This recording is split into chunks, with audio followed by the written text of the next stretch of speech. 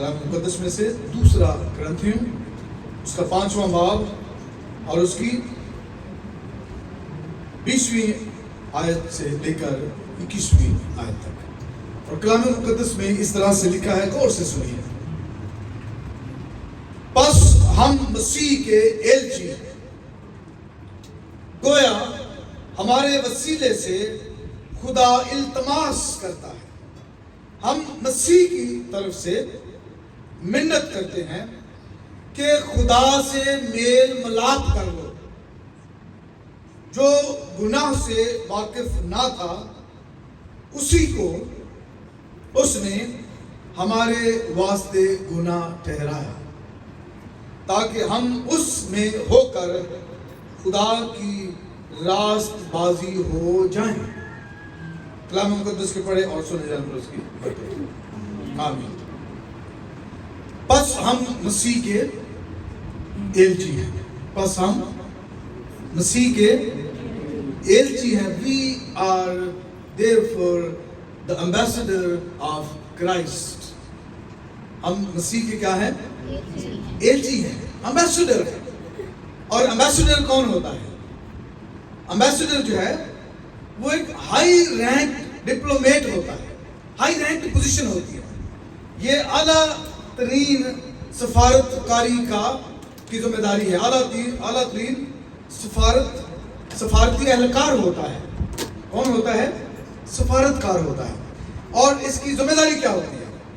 Communicate کرنا، رابطہ کرنا، رابطہ کاری کا کام کرنا، دو طرفہ رابطہ کاری کا کام کرنا، کیونکہ وہ ایک ملک کو ریپریزنٹ کر رہا ہوتا ہے، وہ ایک ملک کا نمائندہ ہوتا ہے، اور وہ کسی دوسرے ملک میں اپنے ملک کے جو مسائل ہوتے ہیں، چیزیں ہوتی ہیں، وہ کیا کرتا ہے؟ ان کے ساتھ کمیونیکیٹ کرتا ہے اور نیگوشیٹ کرتا ہے، مذاکرات کرتا ہے، بحث کرتا ہے، اپنی بات منوانے کے لیے مذاکرات کرتا ہے.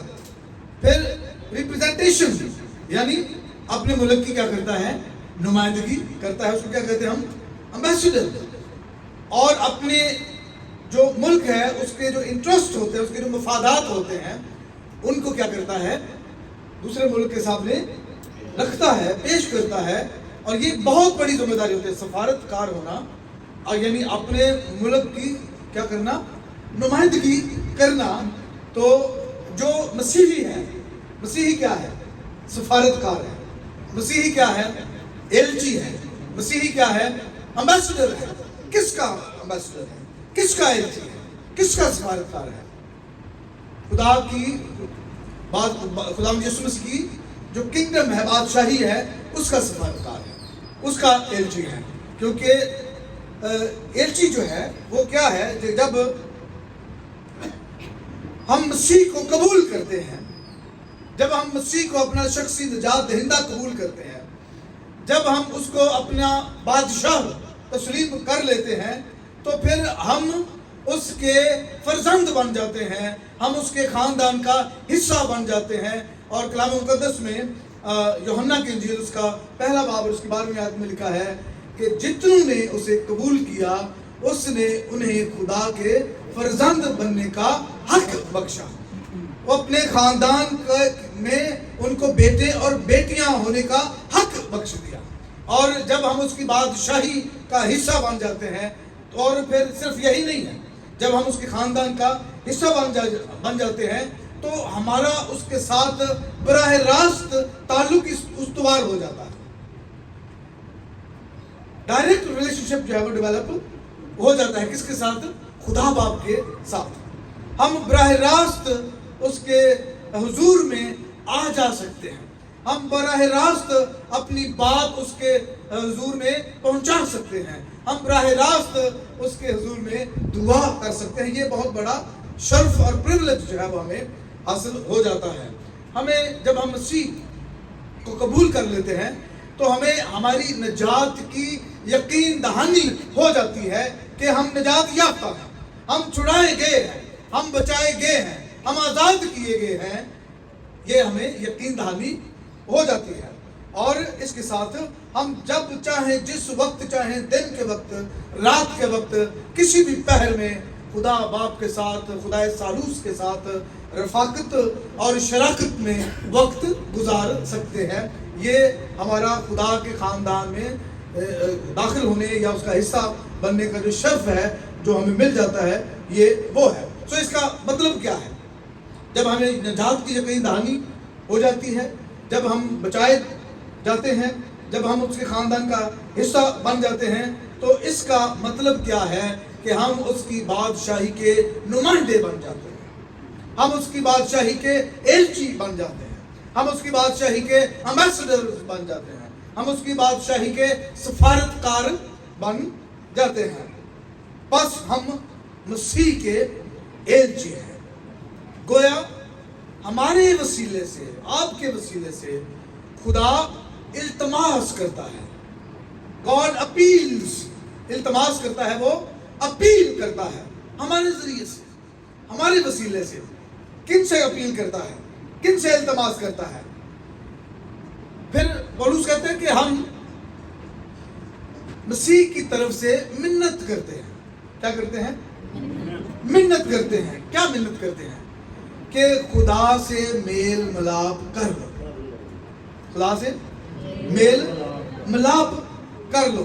وہ جو 5 خدمتیں ہیں، وہ جو 5 نعمتیں ہیں، اس کا مقصد کلیسیا کو اور خداوند کی جماعت کو پریپیئر کرنا ہے، تیار کرنا ہے، تاکہ وہ باہر نکلے، وہ باہر جائے، وہ سفارتکاری کا کام کرے، بادشاہی سے نکل کر وہ باہر جائے اور دوسروں کو خداوند کی نجات کی خوشخبری کا پیغام سنائے.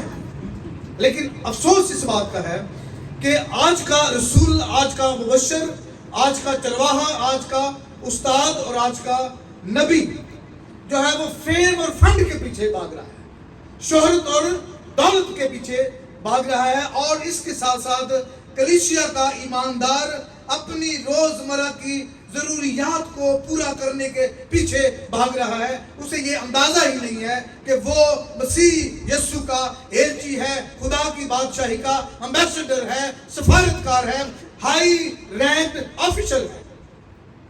یہ اس کو اندازہ ہی نہیں ہے، اس کو یہ پتہ ہی نہیں ہے کہ وہ اس کا ایلچی ہے، کہ اس نے مسیح کے بہاف پر دنیا میں جو ہے وہ کمیونیکیٹ کرنا ہے، نیگوشیٹ کرنا ہے اور ریپریزنٹ کرنا ہے، اور خدا کی خوشخبری اور بادشاہی کے پیغام کو کیا کرنا ہے؟ دنیا تک پہنچانا ہے. یہ کس کا کام ہے؟ یہ میرا اور آپ کا کام ہے. دیکھیں، ہم نے یونا کو پڑھا، یونا کے صحیفے میں سے پڑھا، اور یونا جو ہے وہ زبردستی سے لایا گیا نینوا میں پیغام سنانے والا ہے. خدا اس کو وہ بھاگ جاتا ہے، خدا اس کو لے کر آتا ہے واپس. وہ منادی کرتا ہے نینوا میں، اتنی مؤثر منادی کرتا ہے. نتیجہ کیا نکلتا ہے؟ نتیجہ دیکھیں. اور یونا شہر میں داخل ہوا کون؟ یونا شہر میں داخل ہوا. کون سے شہر میں؟ نینوا. اور ایک دن کی راہ چلا، لمبا طویل راستہ تھا. اس نے منادی کی. کیا کی؟ منادی کی، اور کہا 40 روز کے بعد نینوا برباد کیا جائے گا. یونا خداوند کے حکم کو مانتا ہے اور وہاں پر منادی کرتا ہے، اور اتنی مؤثر منادی کرتا ہے، اور اس کے نتیجے میں نینوا کے باشندوں نے، ٹھیک ہے، نینوا نے اگلا کام کس نے کیا؟ لکھا ہے نینوا کے شہر کے لیے لکھا ہے کہ اٹھ اس بڑے شہر کو جا. کتنے بڑے کو؟ یہ بہت بڑا شہر تھا جس کی آبادی بہت زیادہ تھی، اور یہ بہت بڑا شہر تھا، اور ظاہر ہے سارے شہر میں نینوا تو منادی نہیں، یونا منادی تو نہیں کر سکتا تھا. تو جہاں جہاں اس نے منادی کی وہاں نتیجہ کیا نکلا؟ نینوا کے باشندوں نے خدا پر ایمان لا کر روزے کی منادی کی. پہلے منادی کس نے کی؟ یونا نے. اس کے بعد لوگ جب تبدیل ہو گئے، لوگوں نے یقین کر لیا، لوگ ایمان لے آئے، تو پھر اگلی منادی کس نے کی دوسرے لوگوں کے لیے، دوسرے لوگوں کے ساتھ؟ نینوا کے باشندوں نے. नैनवा के लोगों ने, जिन्होंने खुदा के कलाम को सुना, आगे उन्होंने मुनादी की, उन्होंने इस बात को फर्ज समझा कि अब हर जगह, हर कस्बे, हर गांव, हर करिए में, नैनवा शहर बहुत बड़ा है, यूना नहीं जा सकता, और अगली जिम्मेदारी जो है वो नैनवा के बाशिंदों ने संभाल ली, और उन्होंने आगे चल के मुनादी की। इसका मतलब क्या है कि जब पौलुस मुनादी करता है, जब पतरस मुनादी करता है, जब यूहन्ना मुनादी करता है, और जिन को मुनादी करता है, और जब वो मसीह को कबूल कर लेते हैं, तो आगे मुनादी करने का काम जो है उन लोगों पर आ जाता है जिन्होंने मसीह को कबूल किया है। अब पहले एलची कौन थे? यूहन्ना था, पतरस था, पौलुस था, सिलास था, तीमुथियुस था, लेकिन जिनको उन्होंने मुनादी की, आगे वो एलची बन गए, वो सफारतकार बन गए, वो एम्बेसडर्स बन गए। और हमारा काम जो है वो क्या है कि सिर्फ कलाम को सुनना नहीं है, ठीक है। मुकद्दस याकूब क्या कहते हैं कि कलाम को सुनने वाले ही नहीं बल्कि उस पर अमल करने वाले बनो। कलाम को सिर्फ सुनने वाले ही नहीं बल्कि उस पर अमल करने वाले बनो। और हमने देखा कि जिन लोगों को खुशखबरी का पैगाम सामरी औरत ने दिया सामरिया शहर में, और उसके नतीजे में पूरा सामरी शहर जो है वो कुएं पर आ जाता है, और जब वो मसीह की बातों को सुनते हैं तो वो सामरी औरत को देखकर पता क्या कहते हैं? उसको कहते हैं कि अब हम तेरे ही कहने से ईमान नहीं लाते, बल्कि हमने खुद देख और सुन लिया है। और अगला काम वो क्या करते हैं?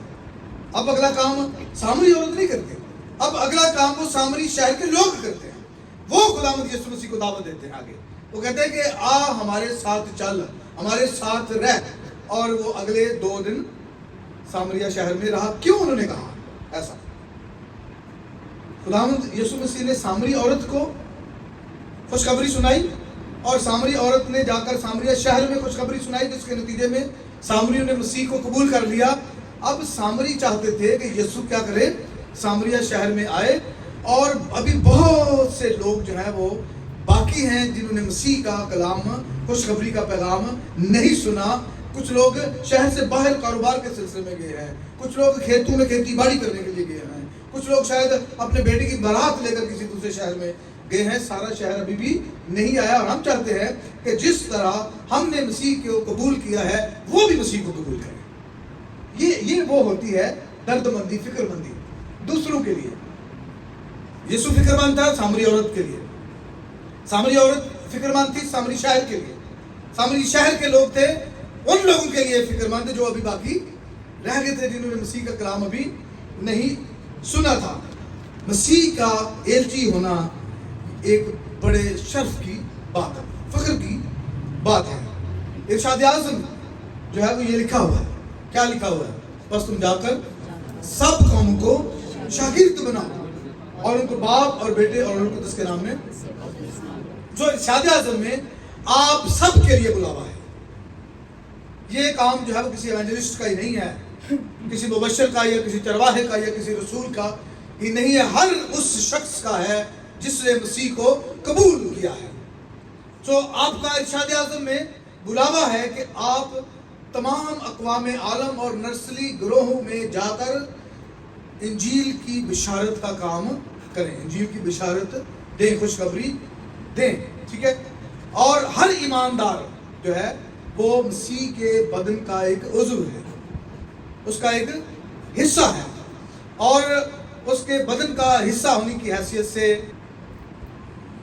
मसीह के बदन की तामीर व तरक्की के लिए बुलाया गया। तामीर व तरक्की का मतलब ये नहीं है कि हम एक बड़ी बिल्डिंग बना दें तो कलीसिया की तामीर व तरक्की हो गई है, ठीक है। हम पेंट कर दें, हम ये दीवार गिराकर इस हॉल को बड़ा कर दें तो ये तामीर व तरक्की का काम हुआ है।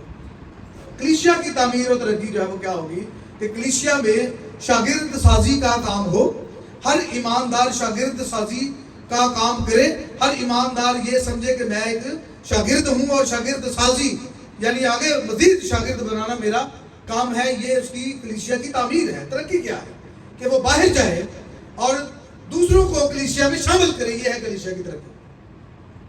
और अगर ऐसा नहीं हो रहा तो हम इरशाद आज़म पर मुकम्मल तौर पर अमल नहीं कर रहे हैं। तो यानी हम सब जो है نجات کی خوشخبری کی منادی کرنے کے لیے بلائے گئے ہیں۔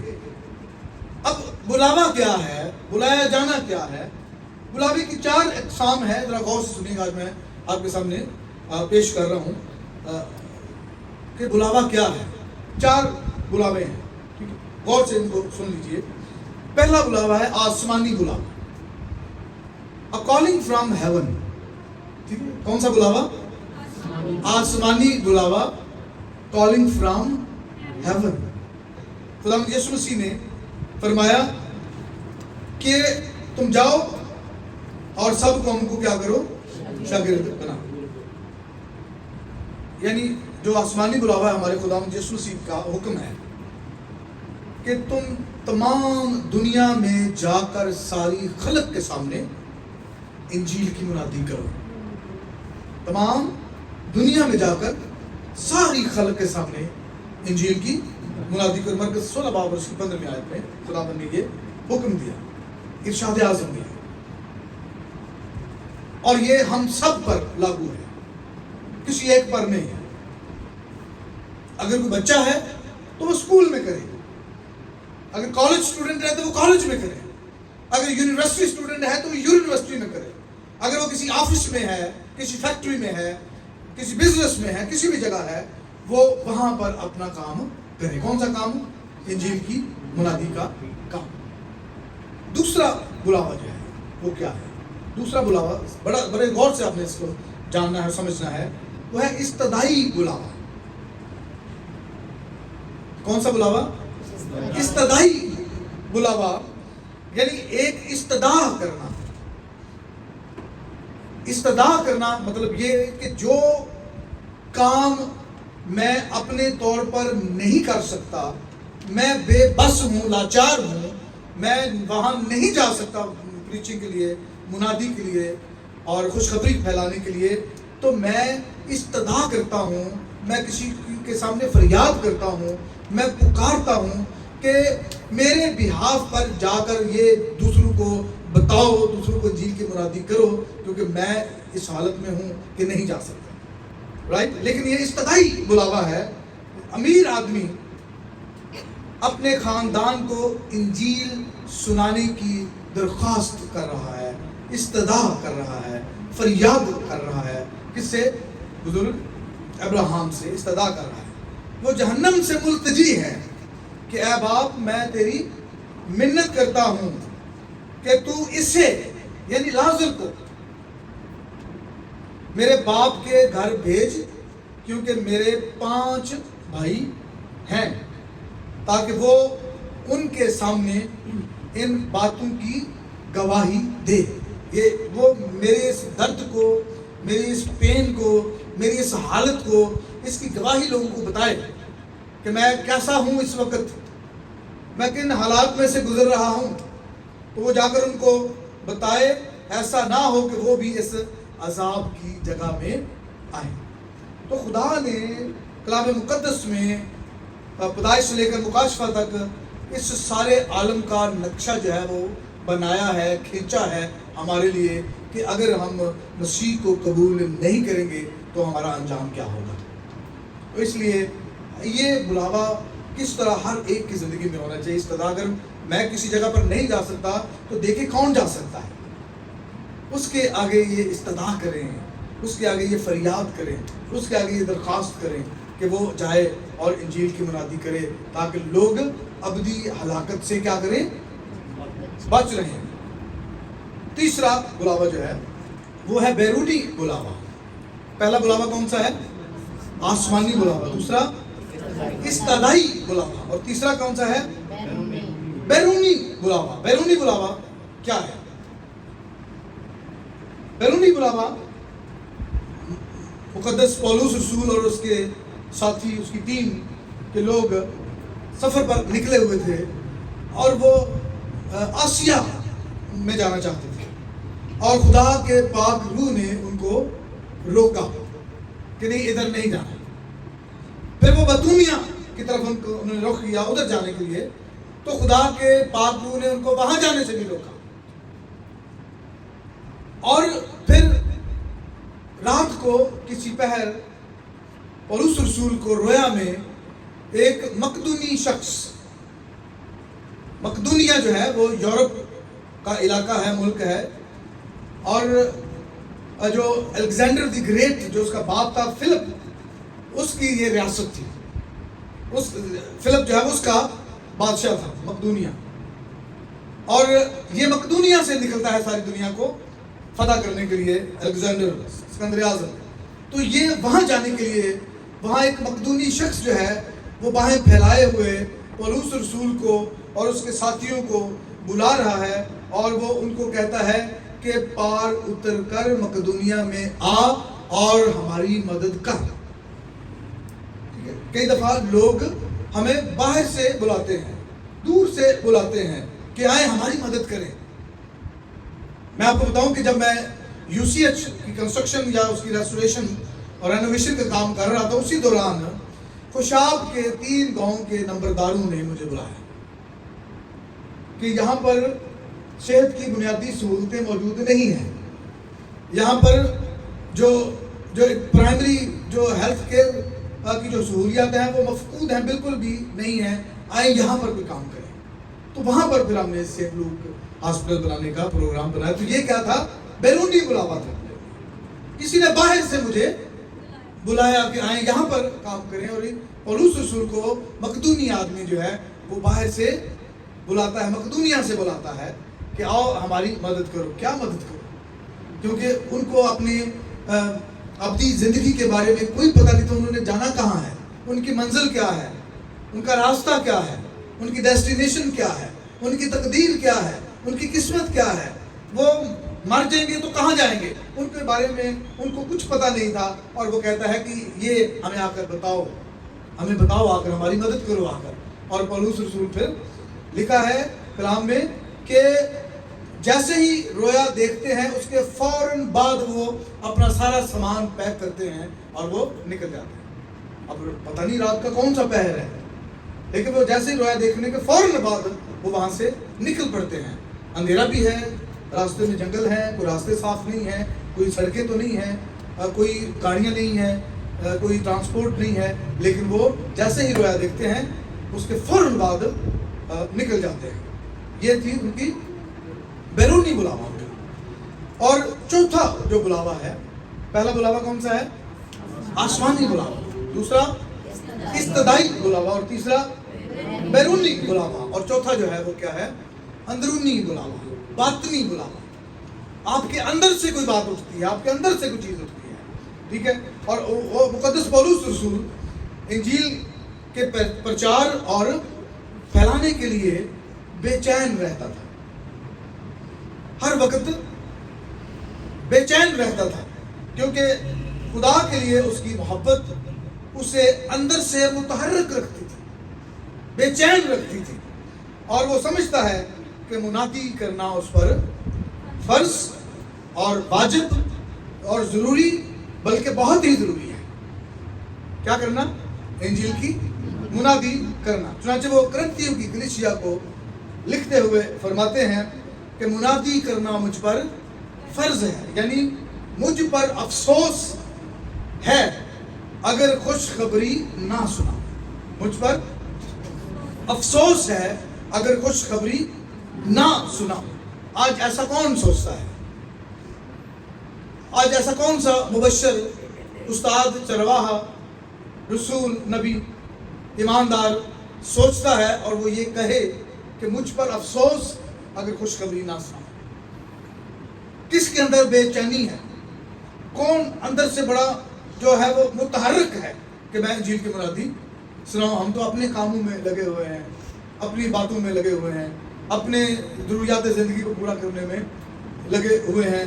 एंडी स्टैनले खुदा का एक खादम है, उसने कहा कि खुदा ऐसे मर्दों ख़वातीन के बातन में अपनी रोया तख्लीक करता है जिनके अंदर क्या है और क्या हो सकता है के दरमियान में उलझन पाई जाए, जो बेचैन है, जो इंजील को सुनाने के लिए बेचैन हो। God gives vision to those men and women who are unsatisfied between what is and what can be done. کیا ہو سکتا ہے، کیا ہے اور کیا ہو سکتا ہے، کیا ہے اور کیا ہو سکتا ہے کے درمیان میں کیا ہو، الجھن پیدا، بے چینی ہو پیدا اس کی زندگی میں ہو.